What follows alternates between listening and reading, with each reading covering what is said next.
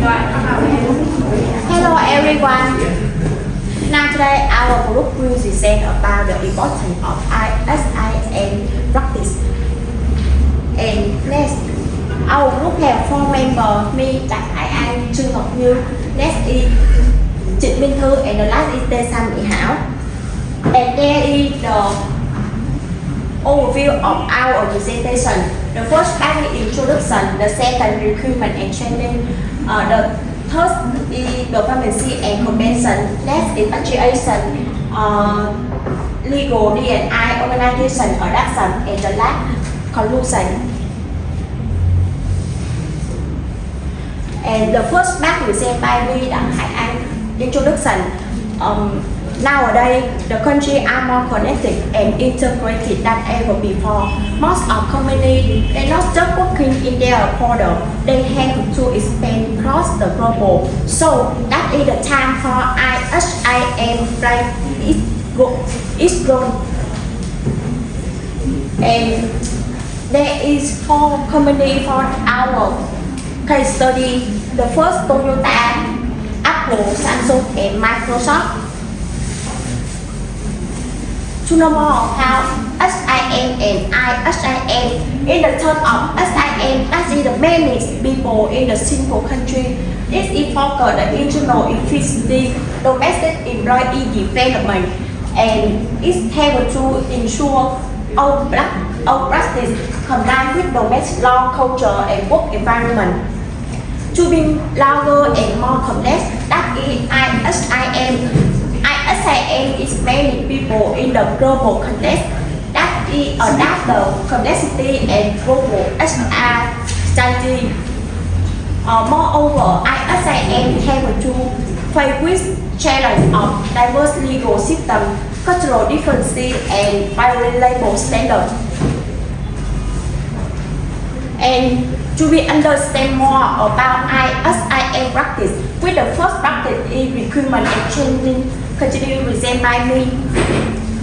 According to Darwin 2030, recruitment is defined as searching for an optimal potential job candidate to fulfill job requirements in the global context. And next is training. Training is a systematic process and to improve employee competency, skill, work performance. And moreover, IHRM can expand to specific program like departure training, on-assignment training, and repatriation training. To be know more about recruitment and training in the global context, we have a small example in the automotive industry. Nowadays, automotive industry is an industry rapidly integrate technology like AI, automotive, electronics. So most of companies, they have a face with some challenge. The first challenge is shortage of high quality technical labor. The second is challenge in faster employee development. Most of companies, they not just hire people, they have to develop them, train them to compete the competitor. And two key factors is the challenge in coordinating global workforce like the time, the language, work style. And moreover, they have to adapt the local culture and the expectation of local people. And to deal with this problem, one of the famous company in this industry in Japan, that is Toyota. And for solution for recruitment, Toyota, they apply the Kaizen philosophy. This is the famous management style spirit in Japan. And Toyota, they believe that when they hire the people, they want to choose the candidate who have the constant self-development to grow with the company. And in the training, Toyota have a lot of programs for training, and one of the famous training is TTEP, Toyota Technical Education Program. And TTEP has running for 35 years. So that it demonstrates that Toyota have a long vision in building a quality pipeline for their workforce. Moreover, TTEP equips students with access to the global technical standard while being trained in a local context. And with the study in recruitment and training, Toyota gained a lot of advantage. With the first advantage is reducing employee turnover time. That it means when they hire the two people, they can reduce some costs like recruitment, selection, and training costs. Moreover, the second, they standardize the global quality with local flexibility. Toyota can ensure alignment with the overall market and the specific regulation of each local market. And the last, they can strengthen CSR and brand reputation. They can foster early employee loyalty and they can extend their brand image. And to know more about IHRM practice, continue to the second practice present performance and compensation present by Trương Ngọc. Hi, my name is Trương Ngọc and I will present about performance and compensation.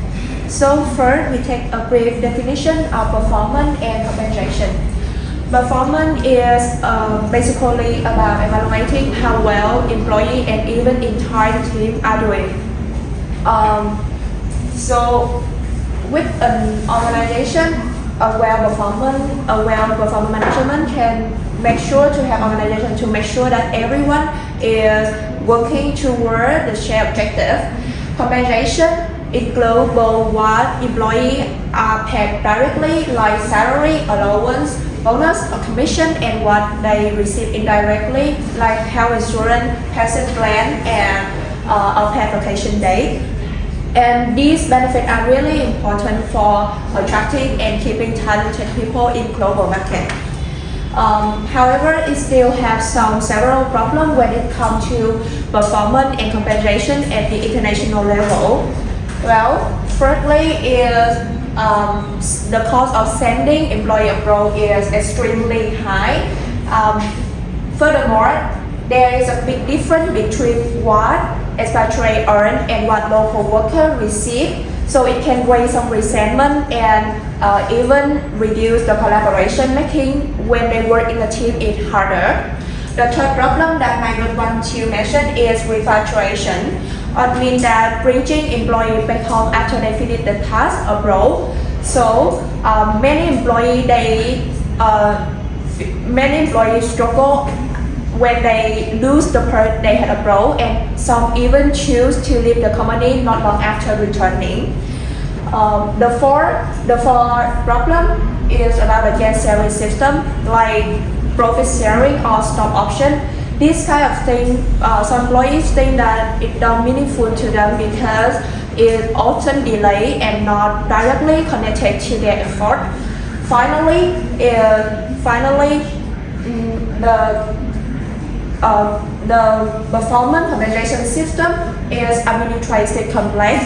So because the company have to constantly update the change of cost of living, taxes, and legal requirements. So it will weigh a lot of money and paper. Let's take a look of how a company to solve this problem, and I will take an example of Apple. Apple use a balance appraisal, performance appraisal framework. That means that employees are evaluated based on the teamwork, innovation, and result. Apple use 360-degree feedback. That the feedback comes from manager, peer, and even subordinate. The goals are aligned from top to down, from all levels of the company to each employee. Apple also holds some regular coaching section and performance discussion. Most importantly, the performance is linked to bonus, promotion, and stock option, which make employees motivated and engaged. When it comes to compensation, I want to take an example of Tokyo. Tokyo has one of the Tokyo. Okay. I want to mention the country. Yes. Yes. The country has the highest cost of living in the world.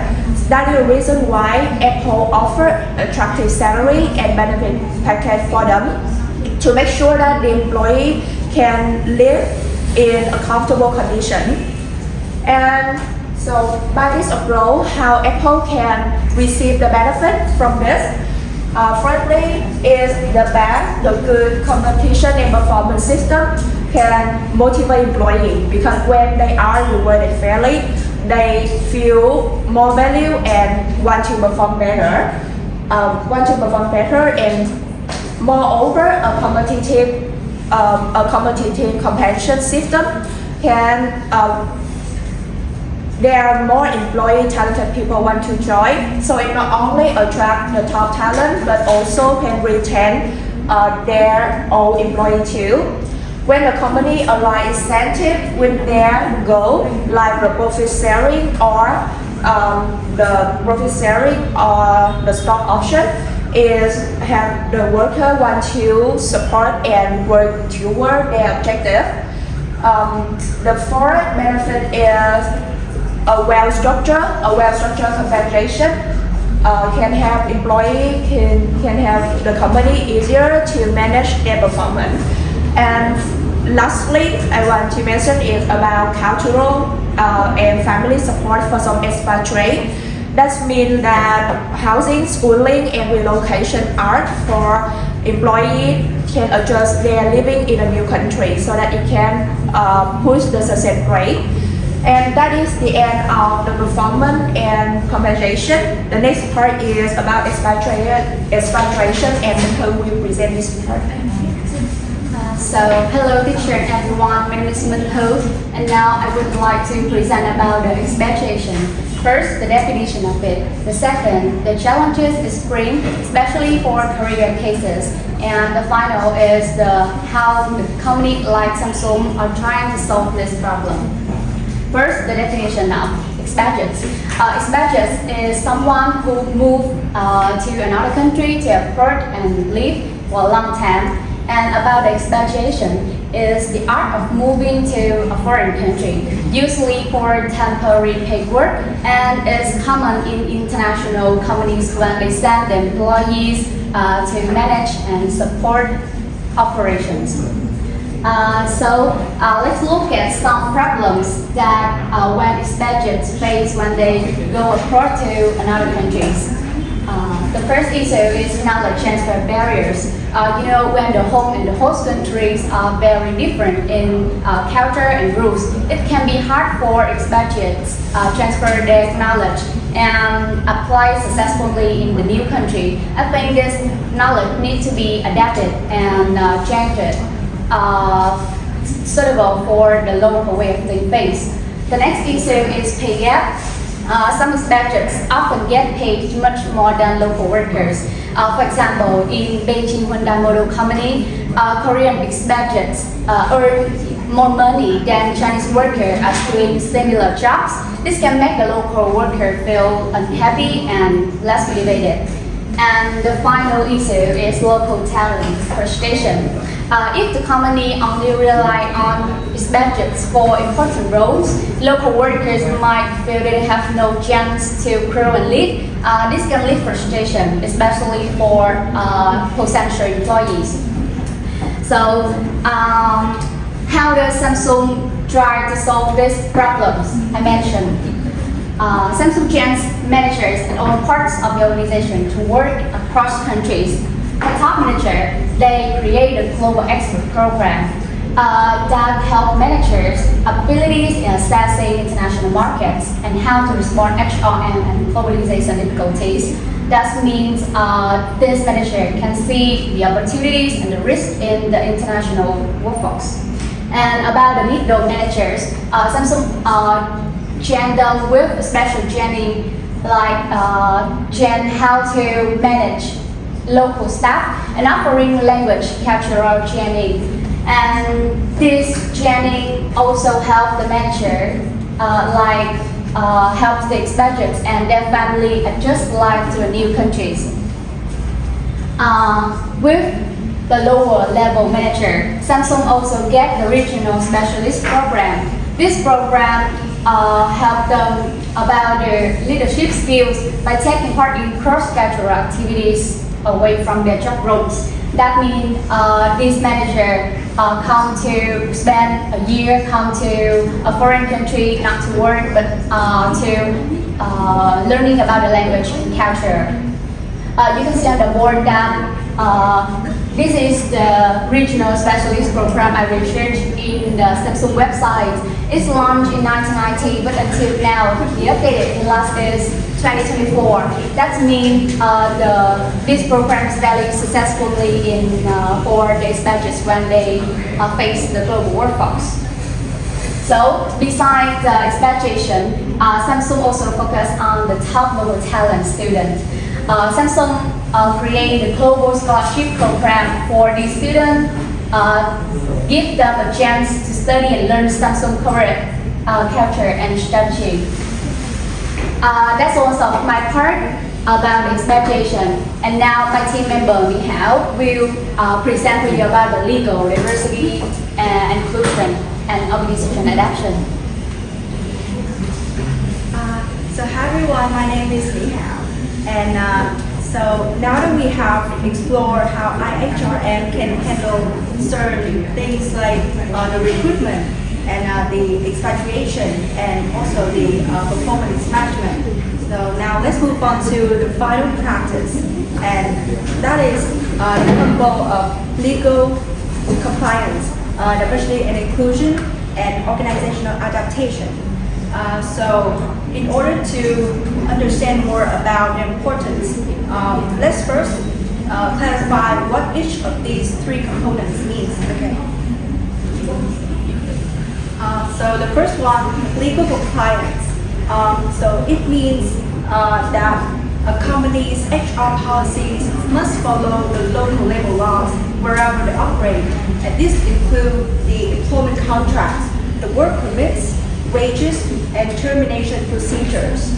And next, about the diversity and inclusion, or we call it D&I. So this is all about creating a fair workplace for everybody, no matter the gender, race, background, or abilities, and making sure that every employee feels heard, valued, and respected. And finally, about the organizational adaptation.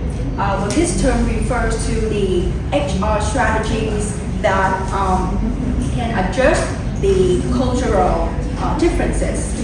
So that might include the customizing leadership styles and communication styles and performance evaluations in order to fit the local cultures. So to see all of this in real life, let's take a look at Microsoft.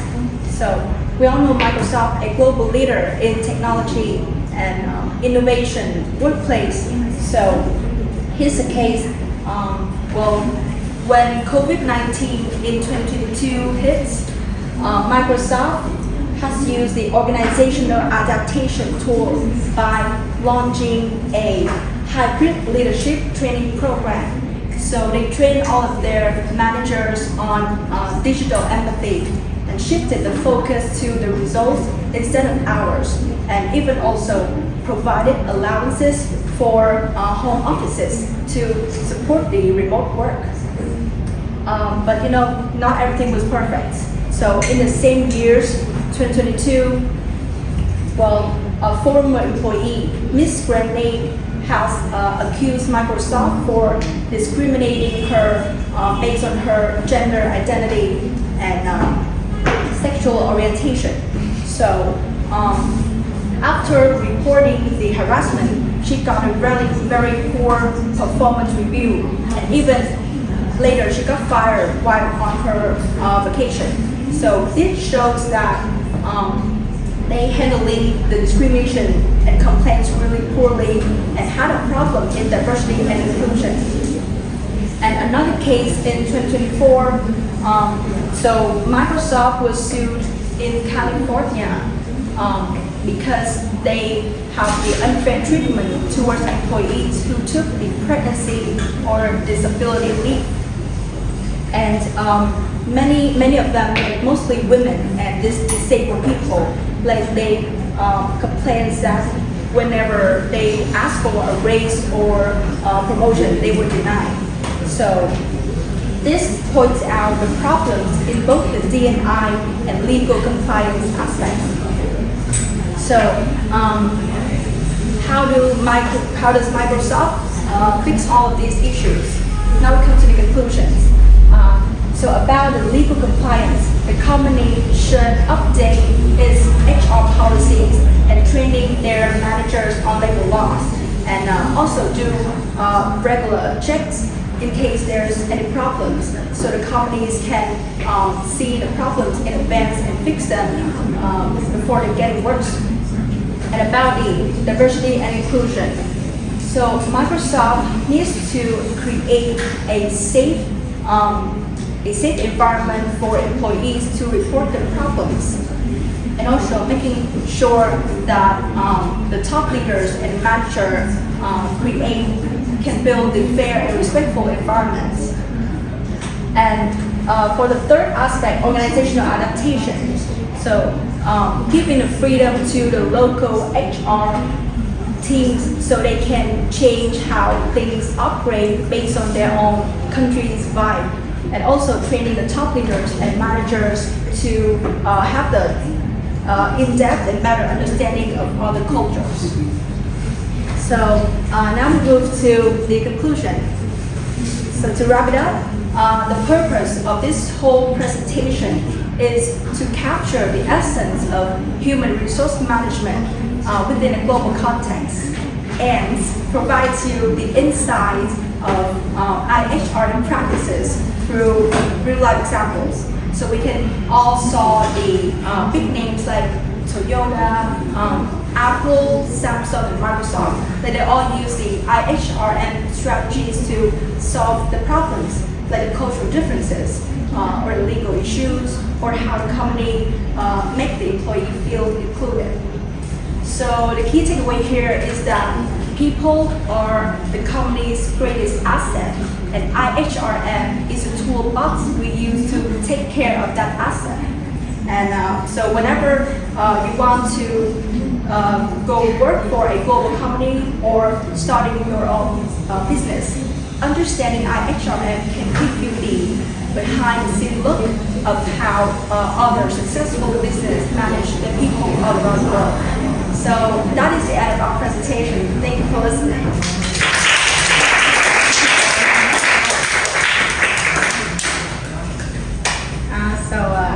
Now we move on. Okay, well done on your presentation. Your hard work is critical. I have two questions for you. Don't worry, it's easy. The first one is, what is Kaizen? Very easy, right? So the second question is, among the three IHRM practices, which one do you think that it is the most important one, and why? Okay. We need some time. Yes, we need some time to discuss it. Yeah, give it 29 seconds. Okay, go ahead.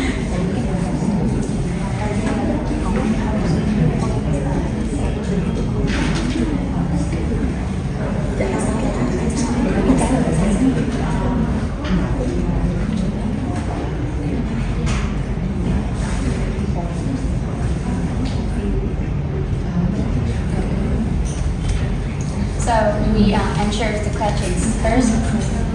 The first question is, what's the meaning Kaizen? Kaizen translates to English that is continually improvement. That is one of the famous management style spirit in Japan. And when Toyota they apply this,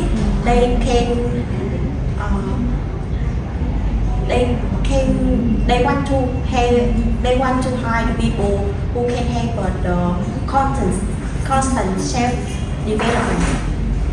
And for this, the employee they can have a more new invention to promotion in the company. Okay. The second one, please. Well, about the second question, like you asked, like among all the IHRM practices, what is most important, right?